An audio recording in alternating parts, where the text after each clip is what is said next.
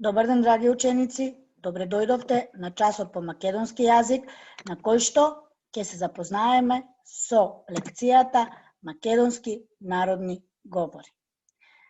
Јас еве напишав неколку зборови: чупе, гла, иска, уф. Зборвет, плјачки, ајле, царевица. Вежда, башча, кујча, велит. Кога ќе ги погледнете овие зборови, што можеме да кажеме за нив? Но ајде да ги споредиме со следниве зборови. Девојче, глава, сака, во. Веѓа, татко, куќа, вели. Зборуваат, алишта, многу, пченка. Споредбата. Првите зборови се дијалектни зборови. Зборови од неформалната, секојдневна комуникација. Народни зборови. Чупе, гла, иска, уф. Зборвет, плјачки, ајле, царевица. Вежда, башча, кујча, вели. Тука тие се зборови од измешани говори. Имаме од прилепскиот, од малешевскиот, битолскиот, така натаму. Сега, истите тие зборови на литературен јазик. Девојче, глава, сака, во. Веѓа, татко, куќа, вели. Зборуваат, алишта, многу, пченка. Сега, ајде да видиме која е разликата меѓу народниот јазик и стандардниот јазик. Првидно си одговориме на прашањето што е тоа говор. Говор е јазикот што се јавува во секојдневна, неформална комуникација. Тој се придржува до одредени јазични правила, што се карактеристични за одредена област. Например, во малешевскиот говор, шо ќе правиш? Во прилепскиот говор, шо ме пулиш бе чупе? И така натаму. Значи, за одредена област и си има свој правила. Но, повеќе говори со заеднички карактеристики сочинуваат дијалект.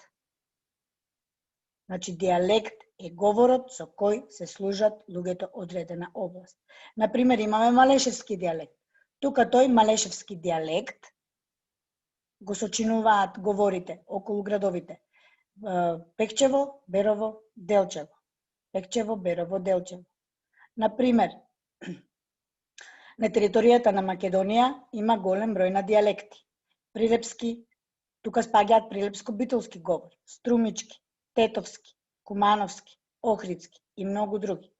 Сите тие си имаат своји карактеристики. Например, охридскиот дијалект на крајот на трето лице еднина сегашно време има Т. Малешевскиот дијалект има во прво лице еднина минато време има Х. Одих, гледах, видех.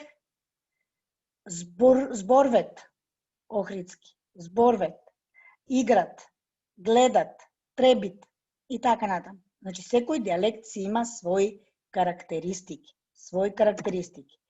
Еве неколку примери за говори. Ајде да видиме дали можеме да ги препознаеме. Гускарот и ламјата. Си биле тројца брајча и си тргнале по късмет по работа. Одет, наождет на едно место една ламја, кај што си го работет лозието. Брајчата појдвет каде неја и ја опитвет, али ја требет измечари. А таа им велит, ми требет, ами како? Ми требет. Ево лозиево да се работат требит. Можеме ли да препознаеме според тоа што го кажав претходно од кој дијалект е? Еве ми го Т, требит Т, требет Т, велит Т, работет Т, појдвет Т. Значи, трето лице еднина сегашно време. Повеќе ми требет Т. Лозието да се работи треба. Да се работи. Работат требит. И така натаму. Тука брајчета, појдвет браќата тргнуваат или одат, тоа не е множина, таму си веќе има Т. Сега, вториот пример. Веете вејка на белу кобилу. Тука им напишав дека е веќе кумановски израз, значи стар кумановски израз што се користија порано за опис или давање карактеристику на човека што не знае што прави у живот. Значи, и објаснувањето ни е на Кумановски. Гледате, што се користел, користија, тоа не е остаток од старословенскиот јазик. Карактеристику, тука веќе имаме наставка у како одлика од српскиот јазик, мешање со српскиот јазик. Пример за разговорну употребу на изразот. Беше овам, беше онам, па овој бидна, оној бидна. Море, и тебе те вее вејка на белу кобилу. Значи, Кумановски говор. Или на струмички, како што кажав, испуштање на самогласките. Шо дапне, сичко сваќе з него, нели? Абе, не е доједенто. Легнал дома как богданска дувица и не се движе. Значи, имаме испуштање на самогласки. Шо да апне, д апне, гледате, тука не е испуштено а. Сичко сваќе, се фаќа. Значи, испуштање на самогласка. За него, така, испуштање на самогласки. Испуштање. Значи, како што кажав и претходно, секој дијалект, секој говор си има своји карактеристики и може да се препознае. Но, ајде да видиме сега повеќе дијалекти што даваат. Повеќе дијалекти со заеднички карактеристики според географската припадност сочинуваат наречје. Значи, повеќе дијалекти сочинуваат наречје. Сега, значи, на територијата на Република Македонија има две наречја. Односно, дијалектите ги групираме во две наречја. Источно-македонско наречје, западно-македонско наречје. Секоја од нив си има своји карактеристики. Источно-македонско наречје и западно-македонско. Ајде да видиме кој е источно-македонското наречје. Во источно-македонското наречје спаѓаат следниве говори: Беровски, Кочански, Струмички, Штипски, Кумановски, Евгелиски, Кривопаланички. Ако замислиме картата на Македонија, реката Вардар, значи таа може да не биде како некоја поделба на исток и запад. Исток и запад. Значи во источно-македонското наречје ни спаѓаат Беровски, Кочански, Струмички, Штипски, Кумановски, Евгелиски говор, Кривопаланички говор.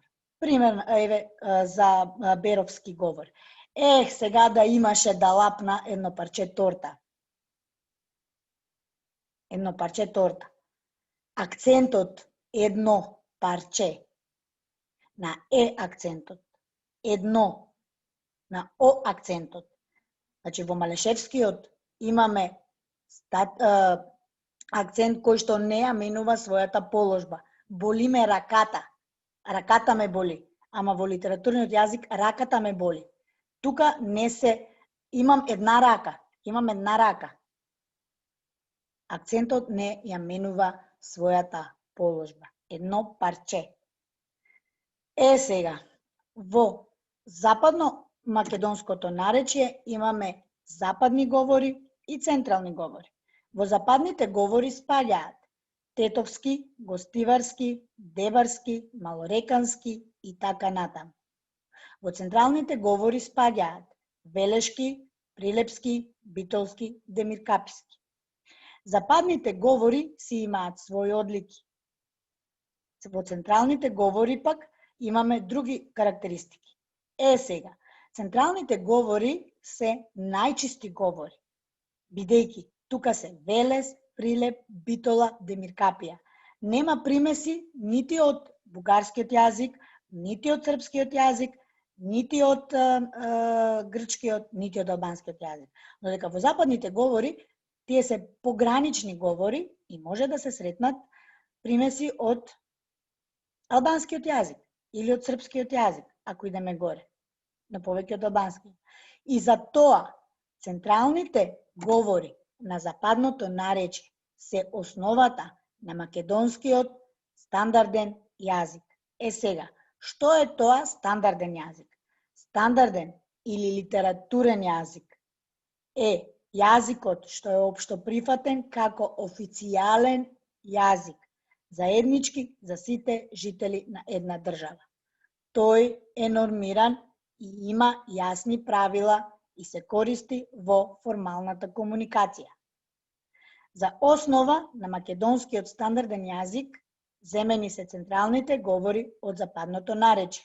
Поточно, говорите околу градовите. Велес, Прилеп, Битола, а некаде ќе го сретнеме и Охрид. Зошто баш тие? Повторно ти кажам, ако ја замислиме картата на Македонија, и ако замислиме дека од север пуштаме рака, од југ пуштаме рака, од исток пуштаме рака, од запад пуштаме рака. Тоа ни е и став на Крсте Петков Мисирков. Ако братот од север му подаде рака на братот од југ, ако братот од исток му подаде рака на братот од запад, тие ќе се вкрстат токму во тој дел. Велес, Прилеп, Битола, централниот дел. И тие се најоддалечени од пограничните говори. Нема примеси од другите јазици. Затоа Велес, Прилеп, Битола е основата на македонскиот литературен јазик. Пример, колку убаво мириса. Колку убаво мириса. Пример за литературен израз. А на малешевски ќе биде леле шо убаво мириса. Или на прилепски, битолски, шубо мириса. Шубо мириса. Значи, иако се земени говорите околу овие градови за основа на македонскиот литературен јазик, сепак се земени карактеристики и од други говори, како на пример, од тетовскиот говор е земен членот кај именската група на зборови. Човекот, човеков, човекон. Посебно со он наставката за оддалеченост од зборувачот, човекон. Како да речеме, од прилепскиот говор се земени акцентските целости. Од шише ќе пијам, сувогрозје и така натаму. Значи, рековме дека имаме повеќе говори, повеќе дијалекти, две наречја, источно и западно наречје. Западното наречје, односно централните говори на западното наречје, поточно говорите околу Велес, Прилеп, Битола се земени за основа на македонскиот литературен јазик. Но сепак треба да го почитуваме литературниот јазик, но да не ги забораваме и народните говори. Оти тие представуваат богатство на еден јазик. Колку повеќе дијалекти, колку повеќе говори има, толку е побогат еден јазик. И сега, драги мои ученици, за домашна задача сакам да најдете некоја песна или приказна или басна на било кој говор и да ја напишете на литературен јазик. Пријатен ден, пријатно расположение.